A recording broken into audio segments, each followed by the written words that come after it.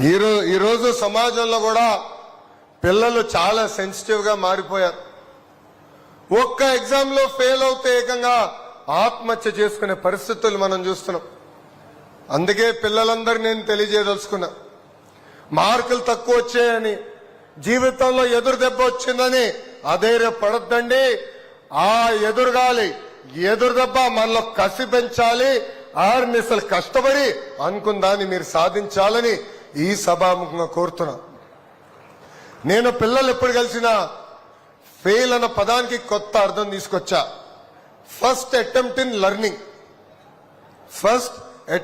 Learning. So failure అనేది ఇలా ఆలోచించాలని ఇక్కడ ఉన్న పిల్లలందరూ నేను కోరుకుంటున్నా.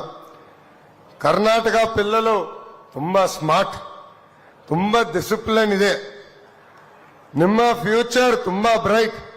ನೀವು India future. Dream big and achieve. Big dreams ಮಾಡ್ಕೊಳ್ಳಿ, ಅದನ್ನ ಅಚೀವ್ ಮಾಡಿ. ఈరోజు నేను కర్ణాటకకు వచ్చిన ఆంధ్ర రాష్ట్రానికి వచ్చినట్టుంది. పెద్ద ఎత్తున మీరు నాకు ఘన స్వాగతం పలికారు. ఆంధ్రాలో జన్మించిన వారు ఉన్నారు, కానీ వలసలుగా కర్ణాటకకు వచ్చారు. ఆంధ్రప్రదేశ్ అంటే ఇష్టమైన కర్ణాటకని కన్న తల్లిగా భావించే ఇక్కడ మీరందరూ ఉన్నారు.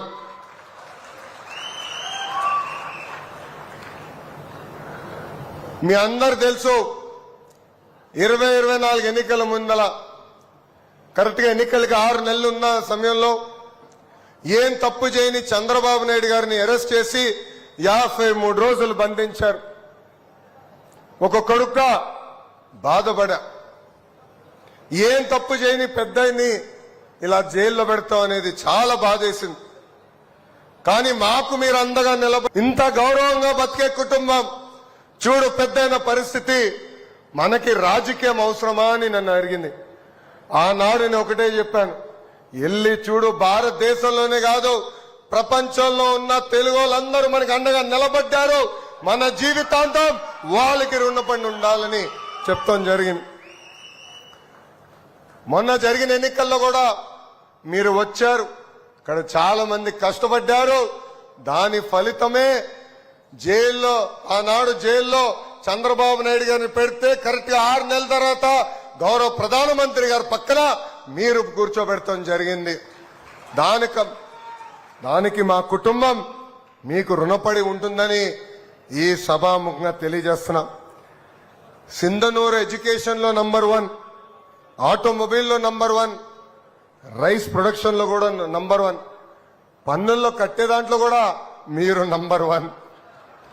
సింధనూరు రికార్డులు ఎవడు బద్దలు కొట్టలేడు. అదేవిధంగా సింధనూరులో శ్రీ కృష్ణదేవరాయ సైనిక్ స్కూల్ కూడా నంబర్ 1 అవ్వాలని ఈ సభాముఖంగా నేను కోరుకుంటున్నా. ఆనాడు తెలుగులో వలసలకు వచ్చి సొంత నిధులు ఖర్చు పెట్టి విద్య వైద్యం కూడా నిరుపేద కుటుంబాలకి అందిస్తాం జరిగింది. ఈ సేవా దృక్పథం ముందలు తీసుకెళ్లాలని ఇక్కడున్న తెలుగులందరినీ ఈ సభాముఖంగా నేను కోరుతున్నా. ఈరోజు నేను ఇక్కడికి వచ్చినప్పుడు నాకు పాత రోజులు గుర్తొచ్చినాయి.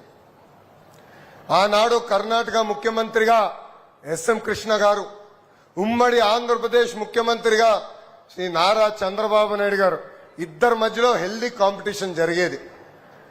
ఎవరు ఏ కంపెనీ ఏ రాష్ట్రానికి పట్టుకెళ్తారా అని అహర్నిశర్ పోరాడేవారు.